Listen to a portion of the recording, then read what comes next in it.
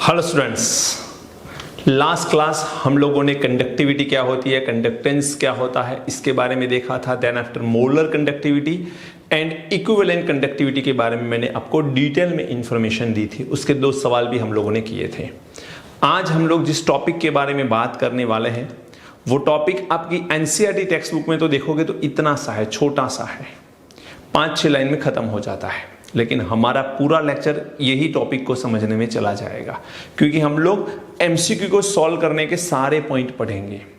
कोई भी क्वेश्चन इसमें से आता है तो आप यू सॉल्व करने चाहिए, आपको पता चलना चाहिए। लेकिन उसके लिए आगे जो दो लेक्चर मैंने पढ़ाए हैं वो दोनों लेक्चर अच्छे से आते हैं आपको, तब आप इसे सॉल्व कर पाओगे या इसे समझ पाओगे। पॉइंट है हमारा factor affecting on electrolytic conductance. Factor affecting on electrolyte conductance. अब देखो, डिफरेंट फैक्टर है जो इलेक्ट्रोलाइट कंडक्टेंस के ऊपर इफेक्ट करते हैं, जिसमें सबसे पहला जो आएगा फैक्टर वो है nature of electrolyte. Nature of electrolyte. Electrolyte को आप लोग सॉल्यूट भी बोल सकते हो, तो इसी को आप लोग सॉल्यूट का नेचर भी बता सकते हो, नेचर ऑफ सॉल्यूट। क्योंकि इलेक्ट्रोलाइट को जब सॉल्यूशन बनाने वाले हम लोग तो सॉल्वेंट में सॉल्यूट मिला के सॉल्यूशन बनाएंगे, तो एज अ सॉल्यूट हम लोग ऐड कर रहे हैं इलेक्ट्रोलाइट को। अब इलेक्ट्रोलाइट्स की मैं बात करूं तो इलेक्ट्रोलाइट्स दो तरह के होते हैं बेटा, दो तरह के इलेक्ट्रोलाइट्स होते हैं, एक स्ट्रॉन्ग इलेक्ट्रोलाइट, दूसरा वीक इलेक्ट्रोलाइट। तो यदि आपके पास ये पता होगा आपको, हमने इक्विलिब्रियम चैप्टर जब खत्म किया था तो उसके अंदर हम पढ़ चुके हैं कि स्ट्रॉन्ग इलेक्ट्रोलाइट्स जो होते हैं उसकी कंपैरिजन में वीक इलेक्ट्रोलाइट्स से करूं तो स्ट्रॉन्ग इलेक्ट्रोलाइट्स का अल्फा कैसा होता है, 100% होता है। मिस पानी में वो 100% घुल जाते हैं, 100% टूट जाते हैं और आयंस देते हैं। जबकि वीक इलेक्ट्रोलाइट्स का alpha very less compare to 100। तो 100 की कंपैरिजन में अल्फा बहुत कम होता है। तो मैं ऐसा बोल सकता हूं कि strong electrolytes gives more number of ions compare to weak electrolytes. तो जो आयंस ज्यादा देगा उसका ही कंडक्टेंस ज्यादा होगा। तो हम लोग यहां पर लिख सकते हैं कंडक्टेंस की कंपैरिजन करी जाए तो कंडक्टेंस में स्ट्रॉन्ग इलेक्ट्रोलाइट्स का कंडक्टेंस ज्यादा होगा compare to weak electrolyte. Example के तौर पे ले ले, स्ट्रॉन्ग इलेक्ट्रोलाइट HCl है and weak electrolyte acetic acid है। दोनों की मैं कंपैरिजन करूं तो स्ट्रॉन्ग इलेक्ट्रोलाइट का कंडक्टेंस ज्यादा होगा compare to weak electrolyte acetic acid. तो HCl का कंडक्टेंस ज्यादा होगा जबकि एसिटिक एसिड का कंडक्टेंस कम होगा। बात समझ आ रही है? चलिए, ये हो गया nature of electrolyte. Second point आएगा inter ionic attraction. Inter ionic attraction, अब ये क्या होता है? सॉल्यूशन के अंदर दो तरह के आयन होते हैं, positive ion and negative ion. एक पॉजिटिव आयन, एक नेगेटिव। ये जितने पास में होंगे ये दोनों के बीच में एक फोर्स ऑफ अट्रैक्शन लगेगा। सॉल्यूशन के अंदर पॉजिटिव एंड नेगेटिव दोनों टाइप के आयंस होते हैं और इलेक्ट्रोलाइट दोनों तरह के आयन प्रोड्यूस भी करता है। दोनों टाइप के आयंस एक ही सॉल्यूशन के अंदर है तो पॉजिटिव एंड नेगेटिव आयन एक दूसरे को अपनी तरफ अट्रैक्ट करने की टेंडेंसी रखते हैं। लेकिन ये टेंडेंसी कब ज्यादा होगी? जब ये दोनों एक दूसरे के नजदीक होंगे। तो इन शॉर्ट बात यह है कि इंटर आयोनिक अट्रैक्शन जितना ज्यादा होगा, ये पॉजिटिव एंड नेगेटिव एक दूसरे से नजदीक रहेंगे। इंटर आयोनिक अट्रैक्शन को हम शॉर्ट में लिखेंगे IIA। याद रखना, इंटर आयोनिक अट्रैक्शन। तो ये दोनों जितने पास में जुड़े रहेंगे एक दूसरे को ज्यादा अट्रैक्ट करेंगे। मोबिलिटी ऑफ आयन कम होगी क्योंकि कोई भी एक आयन यहां से आसानी से नहीं मूव कर पाएगा। क्यों? क्योंकि दूसरा आयन उसे खींच रहा है, अट्रैक्ट कर रहा है।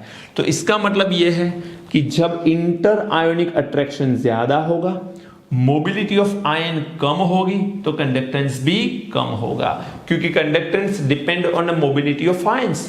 जितने सॉल्यूशन के अंदर आयंस फ्री मूव करते होंगे, जल्दी से मूव करते होंगे, उतना कंडक्टेंस ज्यादा होता है। तो यहां पर हम लोग लिख सकते हैं इंटर आयोनिक अट्रैक्शन जितना ज्यादा होता है, याद रखना, इंटर आयोनिक अट्रैक्शन जितना ज्यादा होता है, मोबिलिटी ऑफ आयंस उतना कम होता है, मोबिलिटी ऑफ आयंस उतना कम होता है। अब मोबिलिटी ऑफ आयंस यदि कम होगा तो इसे हम लोग बोल सकते हैं कंडक्टेंस कैसा होगा, कंडक्टेंस कम होगा। इससे उल्टा भी लिख सकते हो आप, इंटर आयोनिक अट्रैक्शन कम होगा तो मोबिलिटी ऑफ आयन ज्यादा होगी, ये दोनों के बीच में डिस्टेंस ज्यादा होगा तो कोई भी आयन जल्दी से मूव कर जाएगा।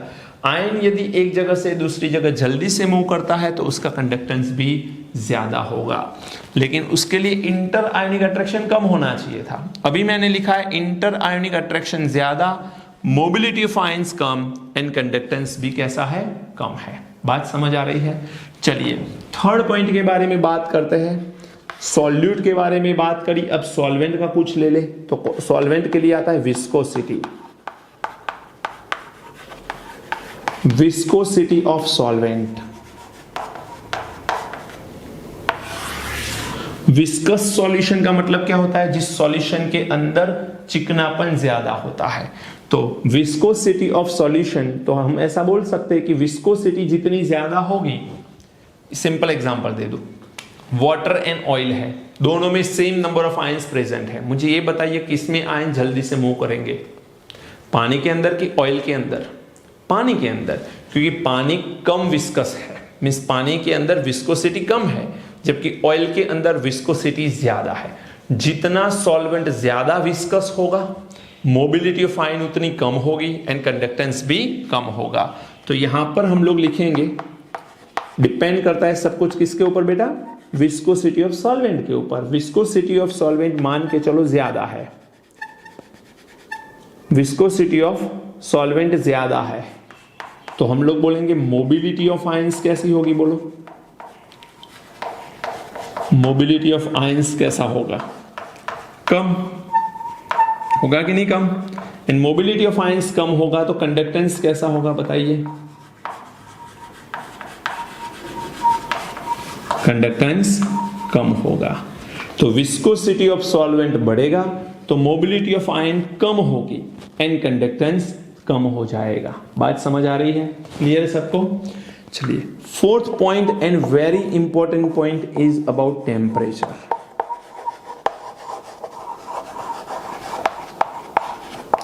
टेम्परेचर, सॉल्यूशन के अंदर टेम्परेचर जब बढ़ता है तो टेम्परेचर बढ़ाने से आयंस की काइनेटिक एनर्जी बढ़ती है। काइनेटिक एनर्जी ऑफ आयंस क्या होगी बेटा, बढ़ेगी। टेम्परेचर बढ़ाओगे तो हीट सॉल्यूशन को मिल रही है, तो आयंस वो हीट को एब्जॉर्ब करेंगे, तो काइनेटिक एनर्जी ऑफ आयंस क्या होगी, बढ़ेगी। काइनेटिक एनर्जी बढ़ेगी तो ये दोनों जल्दी से मूव करके कहीं और जाना चाहेंगे, तो दोनों के बीच का डिस्टेंस बढ़ेगा। डिस्टेंस बढ़ेगा तो इसका मतलब है इंटर आयोनिक अट्रैक्शन कम हो जाएगा। हो जाएगा कि नहीं? काइनेटिक एनर्जी ऑफ आयंस क्या हुई बेटा, बढ़ गई, इंटर आयोनिक अट्रैक्शन कम हो गया। इंटर आयोनिक अट्रैक्शन कम हो गया तो एक जगह से आयन दूसरी जगह आसानी से मूव हो सकते हैं। एक जगह से दूसरी जगह आयन आसानी से मूव हो सकते हैं, इसको हम लोग बोल सकते हैं mobility of ions.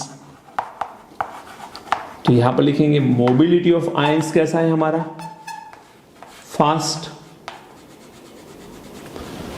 Inter ionic attraction कम, ये दोनों के बीच में अट्रैक्शन कम होगा तो ये जल्दी से भागेगा, जल्दी से दूर चला जाएगा, तो मोबिलिटी ऑफ आयंस बढ़ेगा। जैसे ही मोबिलिटी ऑफ आयन बढ़ता है हम लोग बोलते हैं कंडक्टेंस क्या होता है, बढ़ता है। तो कंडक्टेंस बढ़ता है। तो याद रखना बेटा, टेम्परेचर बढ़ाने से kinetic energy of ions increase होती है, तो it is all about depend on temperature. तो यहां पर लिखेंगे ना, टेम्परेचर बढ़ाने से सब कुछ हुआ।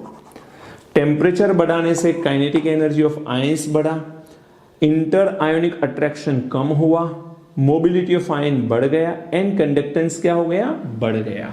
क्लियर? फिफ्थ पॉइंट आए हम लोग। फिफ्थ नंबर का पॉइंट है हमारा हाइड्रेशन ऑफ आयंस। हाइड्रेशन लिखते हैं अभी तो। हाइड्रेशन किसे बोलते हैं? हाइड्रेशन का मतलब क्या है? सिंपल भाषा में मैं बताऊं आपको, सिंपली बोला जाए हाइड्रेशन को, the association of water molecule with ion. क्योंकि हम इलेक्ट्रोलाइट को ऐड कर रहे हैं तो इलेक्ट्रोलाइट फॉर्म क्या करेंगे बेटा? आयंस। अब इलेक्ट्रोलाइट जब आयंस फॉर्म करते हैं तो आयंस के सराउंडेड वाटर मॉलिक्यूल का आ जाना, उसी को बोलते हैं हाइड्रेशन। तो यहां पर लिखेंगे हम लोग simple association of water molecules with ion. Association of water molecule with ion. Ion के साथ वाटर मॉलिक्यूल का एसोसिएशन। यहां पर सिंपली, यहां पर मान के चलो कोई आयन है, इसके सराउंडेड वाटर मॉलिक्यूल का जुड़ जाना, वाटर मॉलिक्यूल का एसोसिएट हो जाना, इसी को बोलते हैं हम लोग association of water molecule with ion. और इसी फिनोमेना को हम क्या बोलते हैं? हाइड्रेशन। अब यहां पर कहानी ऐसी है कि ये आयंस वाटर मॉलिक्यूल को अपनी तरफ कब खींचेगा? जितना न्यूक्लियस उसका ज्यादा अट्रैक्शन शो करेगा। अब न्यूक्लियस कब ज्यादा अट्रैक्शन शो करता है? वाटर के ऑक्सीजन के ऊपर नेगेटिव चार्ज है, क्योंकि लोन पेयर है, तो वो पार्शियल नेगेटिव चार्ज को अपनी तरफ अट्रैक्ट करने का ट्राई करता है। कौन? आयंस। तो आयंस जो है वो पॉजिटिव है ऐसा मानते हैं, तो पॉजिटिव आयन वाटर मॉलिक्यूल को अपनी तरफ अट्रैक्ट करना चाहते हैं। अब अपनी तरफ अट्रैक्ट कब करेंगे और ज्यादा कब अट्रैक्ट करेंगे? जब ये पॉजिटिव आयन जो है उसका इफेक्टिव न्यूक्लियर चार्ज कैसा होगा? ज्यादा होगा। इफेक्टिव न्यूक्लियर चार्ज ज्यादा कब होगा? The size of actual size of ion कम होगी। तो हम लोग यहां पर बोल सकते हैं ये हाइड्रेशन कब ज्यादा होता है? तो याद रखना, हाइड्रेशन बढ़ाने के लिए, हाइड्रेशन को यदि बढ़ाना है तो यहां पर साइज ऑफ, या एक्चुअल साइज लिखूं मैं, एक्चुअल सिक्स पॉइंट है, दैट इज डाइल्यूशन। सॉल्यूशन का जब हम लोग डाइल्यूशन करेंगे तो क्या होता है? अलग अलग पॉइंट के ऊपर उसकी इफेक्ट देखनी है। सबसे पहले देखना है ऑन कंडक्टेंस G क्या होता है, देन ऑन कंडक्टिविटी K वो इफेक्ट क्या होती है, and on molar conductivity and equivalent conductivity के ऊपर क्या इफेक्ट होती है। देखो, सबसे पहले तो आप लोग ये समझो कि डाइल्यूशन करते हैं हम लोग, तो चाहे स्ट्रॉन्ग इलेक्ट्रोलाइट सब्सटेंस हो या वीक इलेक्ट्रोलाइट सब्सटेंस हो, याद रखना जो मैं बोल रहा हूं, बता रहा हूं, उसे समझ लेना। ऑन कंडक्टेंस, लेकिन उसे समझने से पहले बता रहा हूं कि डाइल्यूशन से क्या होता है। डाइल्यूशन जब हम करेंगे तो वॉल्यूम क्या होगा बेटा? बढ़ेगा। और वॉल्यूम जब बढ़ेगा तो मोलारिटी का फॉर्मूला क्या है? मोल बाय वॉल्यूम। अब जब वॉल्यूम बढ़ रहा है तो मोलारिटी क्या होगी? कम। तो मोलारिटी यहां पर कम होगी। वॉल्यूम बढ़ने से मोलारिटी कम हो रही है, तो हम डायरेक्टली बोले तो ऐसा बोलेंगे कि कॉन्सेंट्रेशन कम हो रहा है। डाइल्यूशन करने से वॉल्यूम बढ़ेगा, सॉल्यूशन का वॉल्यूम बढ़ेगा तो मोलारिटी कम होगी, तो इसे बाय डिफॉल्ट बोल सकते हैं कि कॉन्सेंट्रेशन कम हो रहा है। अब यहां पर है ऑन कंडक्टेंस G इफेक्ट क्या होती है। तो यहां पर एक पॉइंट सबसे पहले याद रखने के लिए लिख लो, फॉर स्ट्रॉन्ग और वीक इलेक्ट्रोलाइट्स डाइल्यूशन होगा तो G की वैल्यू बढ़ने ही वाली है, याद रख लेना है। G की वैल्यू बढ़ेगी, चाहे स्ट्रॉन्ग इलेक्ट्रोलाइट सब्सटेंस हो या वीक इलेक्ट्रोलाइट सब्सटेंस हो, डाइल्यूशन से G की वैल्यू क्या होगी बेटा? ऑलवेज बढ़ेगी। अब ऐसा क्यों है? तो देखो, सबसे पहले बात करें हम लोग स्ट्रॉन्ग इलेक्ट्रोलाइट सब्सटेंस के बारे में।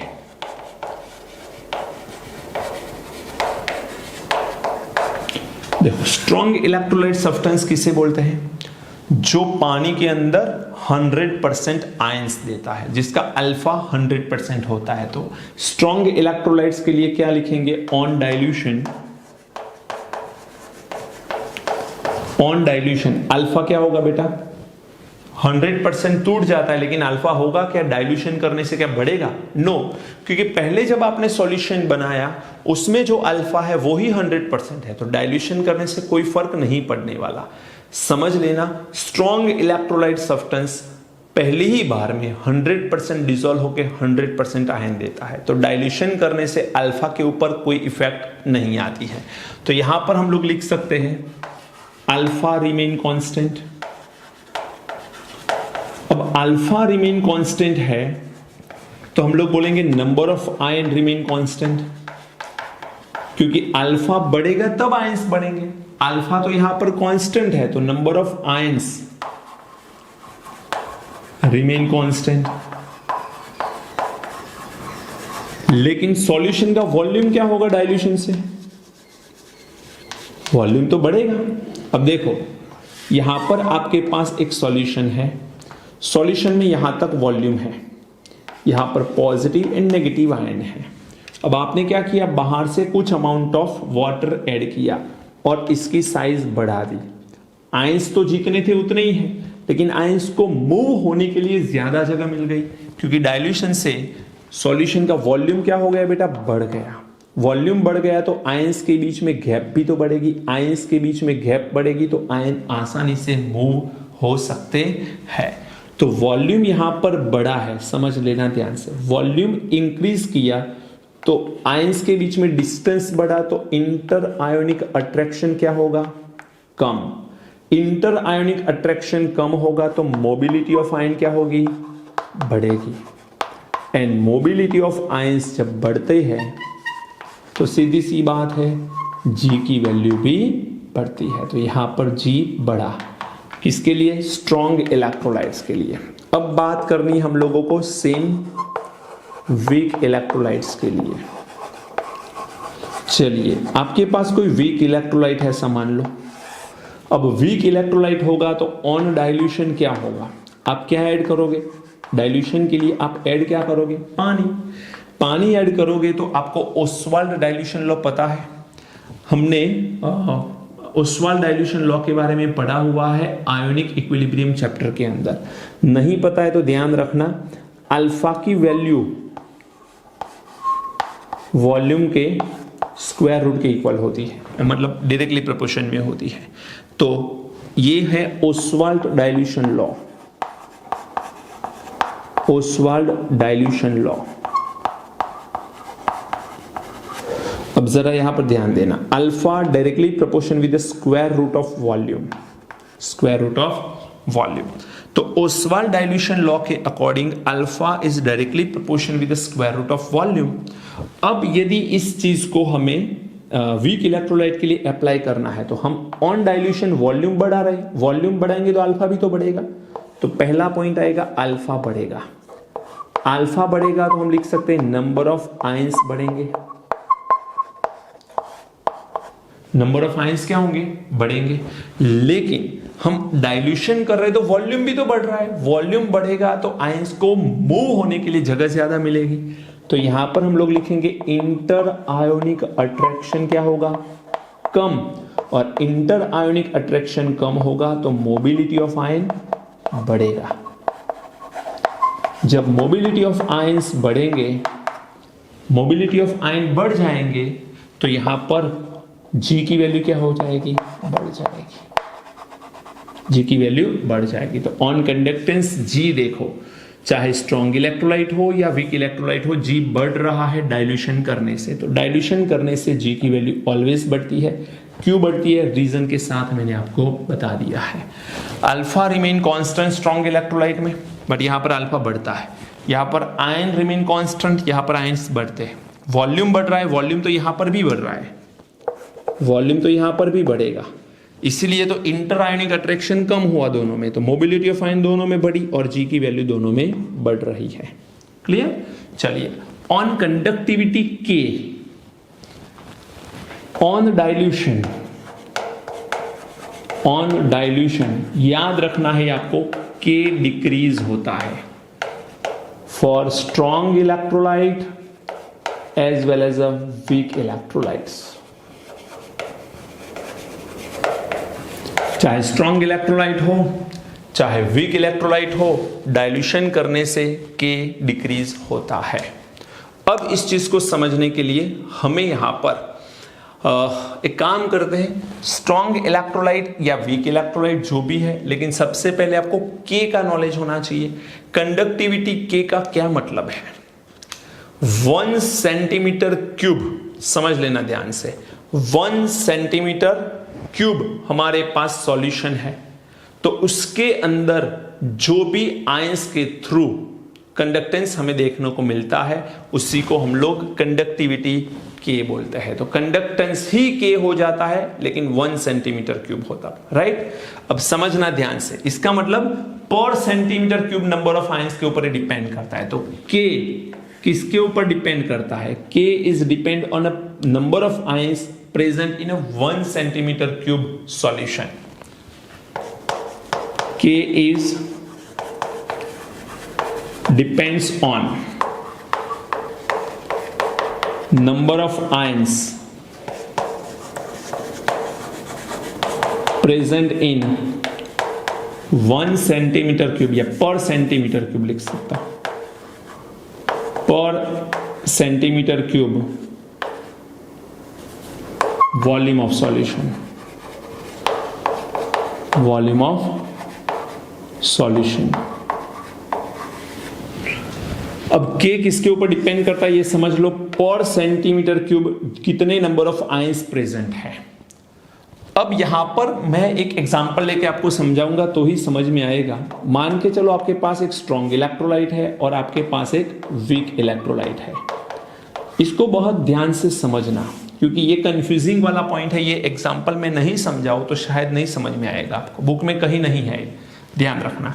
अब स्ट्रॉन्ग इलेक्ट्रोलाइट के लिए मान के चलो इन 100 सेंटीमीटर क्यूब सॉल्यूशन के अंदर आपके पास 10 लाख आयन है। कितने आयन है? 10 लाख आयंस है बेटा, समझ लो। तो 1 सेंटीमीटर क्यूब में कितने होंगे? डिवाइड बाय 100 करोगे तो यहां पर आ जाएंगे 10,000 आयंस। कितने आयंस आएंगे? 10,000 आयंस आएंगे। अब इसमें थोड़ा सा मैं करेक्शन करता हूं, इसको मैं डाइल्यूट कर रहा हूं। चलिए डाइल्यूशन करूंगा मैं तो वॉल्यूम बढ़ेगा। स्ट्रॉन्ग इलेक्ट्रोलाइट में क्या नंबर ऑफ आयंस बढ़ेंगे? क्या Oswald dilution law strong electrolyte के ऊपर एप्लीकेबल है? नो, क्योंकि स्ट्रॉन्ग इलेक्ट्रोलाइट तो 100% टूट जाता है, तो आयंस तो कांस्टेंट ही रहेंगे। तो मैं वॉल्यूम बढ़ाऊंगा, मान के चलो मैंने वॉल्यूम को डबल कर लिया, 200 सेंटीमीटर क्यूब कर लिया मैंने वॉल्यूम को, लेकिन नंबर ऑफ आयंस तो उतने ही रहेंगे, 10 लाख आयंस ही रहेंगे बेटा, 10 लाख आयंस। तो यहां पर 1 सेंटीमीटर क्यूब में अब कितने आएंगे बताओ? 5000 आयंस। तो आप देख सकते हो कि डाइल्यूशन करने से स्ट्रॉन्ग इलेक्ट्रोलाइट के लिए per centimetre cube number of ions भी तो कम हो रहे हैं, and per centimetre cube number of ions कम होंगे तो सीधी सी बात है K की वैल्यू पर सेंटीमीटर क्यूब कितने आयन प्रेजेंट है उसके ऊपर डिपेंड करती है, तो K की वैल्यू कम हो जाएगी। क्लियर? वीक इलेक्ट्रोलाइट के लिए देखते हैं, मान के चलो इन 100 सेंटीमीटर क्यूब। अब वीक इलेक्ट्रोलाइट में तो पहले से ही आयन थोड़े कम होते हैं, यहां पर 10 लाख लिए हैं, यहां पर मैं 2 लाख ले रहा हूं, 2 लाख आयंस है। तो 1 सेंटीमीटर क्यूब में कितने आएंगे बताओ? 2000 आयंस आएंगे, 2000 आयंस आएंगे। अब ऑन डाइल्यूशन, चलो डाइल्यूशन करो। डाइल्यूशन करोगे तो वॉल्यूम क्या होगा? बढ़ेगा। डबल करो वॉल्यूम, 200 सेंटीमीटर क्यूब कर लो। आपको पता है अल्फा बढ़ेगा कब? वीक इलेक्ट्रोलाइट में वॉल्यूम बढ़ाने से अल्फा बढ़ता है, बट स्क्वायर रूट जितना बढ़ता है तो डबल तो नहीं होगा, लेकिन अल्फा बढ़ेगा। मान के चलो 2 लाख है तो उसकी जगह अब थोड़ा वॉल्यूम बढ़ाया, डबल किया तो ये हो जाएंगे 3 लाख। ये सिर्फ कैलकुलेशन के लिए मैं ले रहा हूं आयंस। अल्फा बढ़ा तो आयंस बढ़े, आयंस बढ़ रहे हैं। वीक इलेक्ट्रोलाइट है तो जितना पानी आप डालते जाओगे नंबर ऑफ आयंस ज्यादा से ज्यादा प्रोड्यूस होते जाएंगे। इसलिए तो हमने आयोनिक इक्विलिब्रियम में एक स्टेटमेंट भी पढ़ा था कि एट इनफाइनाइट डाइल्यूशन मींस बहुत सारा पानी ऐड कर लो, इनफाइनाइट अमाउंट ऑफ पानी ऐड कर लो वीक इलेक्ट्रोलाइट सॉल्यूट के अंदर, तो वो स्ट्रॉन्ग इलेक्ट्रोलाइट जैसा हो जाएगा, उसका अल्फा 100% हो जाएगा, लेकिन वॉल्यूम इनफाइनाइट करना पड़ेगा। तो यहां पर वॉल्यूम बढ़ाने से अल्फा बढ़ा है, तो यहां पर अब मैं 1 सेंटीमीटर क्यूब वॉल्यूम ले लूं तो 200 से डिवाइड करो तो यहां पर आएगा 1500 आयंस। तो देखो पर सेंटीमीटर क्यूब ये यहां पर 2000 आयन थे, यहां पर सेंटीमीटर क्यूब 1500 आयंस है। अब 1500 आयंस है तो आयंस क्या हुए, कम हुए। इसके कंपेयर में ये कम हुए, इसके कंपेयर में ये कम हुए, तो हम लोग लिख सकते हैं ऑन डाइल्यूशन कंडक्टिविटी ऑफ के डिक्रीज। यदि आपके पास स्ट्रॉन्ग इलेक्ट्रोलाइट है तो भी डिक्रीज होगा, यदि आपके पास वीक इलेक्ट्रोलाइट है तो भी डिक्रीज जरूर होगा, राइट। चलिए अब आता है on molar conductivity and equivalent conductivity. Molar conductivity को लैम्डा m लिखते हैं, इक्विवेलेंट कंडक्टिविटी को लैम्डा eq लिखते हैं। चलिए बहुत आसान है इसमें भी। ऑन डाइल्यूशन, डाइल्यूशन करने से वॉल्यूम क्या होता है, बढ़ता है। अब लैम्डा m की वैल्यू क्या है, तो k इंटू v है, पता होगा। फिर हमने वॉल्यूम को 1000 अपॉन मोलारिटी में कन्वर्ट किया था, याद आ रहा है कुछ, तो वॉल्यूम की जगह हमने लिखा था 1000 अपॉन मोलारिटी। चलिए यहां पर तो वॉल्यूम ही चाहिए मुझे, तो यहां पर मैं क्या कर रहा हूं, वॉल्यूम बढ़ा रहा हूं। डाइल्यूशन करने से वॉल्यूम बढ़ा रहा हूं, और वॉल्यूम बढ़ाऊंगा तो लैम्डा m सीधी सी बात है बढ़ेगा। लेकिन आप में से कुछ लोगों को सवाल हो सकता है कि सर वॉल्यूम बढ़ रहा है, सामने के भी तो कम हो रहा है। बात सही है, क्योंकि यहां पर अभी पढ़ा हमने कि डाइल्यूशन करने से के कम होता है, तो ये कम होता है, लेकिन जो वॉल्यूम बढ़ रहा है उसके रेफरेंस में के की वैल्यू उतनी कम नहीं होती है। तो वॉल्यूम बहुत ज्यादा बढ़ाते हैं तब के थोड़ा सा कम होता है, तो ओवरऑल नेट लैम्डा m क्या होगा, बढ़ेगा। सिमिलरली लैम्डा EQ की मैं बात करूं तो लैम्डा EQ में भी फॉर्मूला तो यही है k इंटू वी, सिर्फ v की जगह यदि हमें वैल्यू रखनी है तो क्या आएगा 1000 अपॉन नॉर्मलिटी, ऊपर 1000 अपॉन मोलारिटी आता था। चलिए डाइल्यूशन करो तो वॉल्यूम बढ़ेगा यहां पर भी, तो लैम्डा EQ बढ़ेगा, k कम होगा, बट k जितना कम होता है उसकी कंपेयर में वॉल्यूम बहुत ज्यादा होता है, तो वॉल्यूम बहुत ज्यादा बढ़ाते हैं तब के थोड़ा सा कम होता है, तो नेट लैम्डा EQ क्या होगा, ऑलवेज बढ़ेगा। तो याद रखना on dilution net lambda m increase होता है एंड नेट लैम्डा EQ भी इंक्रीज होता है। ये पॉइंट आपको याद रखना है, बहुत सिंपल सा पॉइंट है। अब कंक्लूजन निकालू मैं इस सब का, जो पढ़ा है उसका कंक्लूजन डाइल्यूशन का। तो कंक्लूजन ऑफ डाइल्यूशन लिखे हम, ये आपको रेफरेंस के लिए थोड़ा हेल्पफुल हो जाएगा। ऑन डाइल्यूशन वॉल्यूम बढ़ता है, मोलारिटी बढ़ती है, मोलारिटी कम होती है। वॉल्यूम बढ़ता है एंड मोलारिटी क्या होती है, कम होती है। कौन सी चीजें बढ़ती है, G बढ़ रहा है, lambda m and lambda EQ बढ़ रहा है, तो G बढ़ेगा, लैम्डा m बढ़ेगा, मोलर कंडक्टिविटी बढ़ेगी, इक्विवेलेंट कंडक्टिविटी बढ़ेगी, सिर्फ कंडक्टिविटी कम होगी। कंडक्टिविटी K क्या हो जाएगी, कम हो जाएगी। क्लियर है सबको?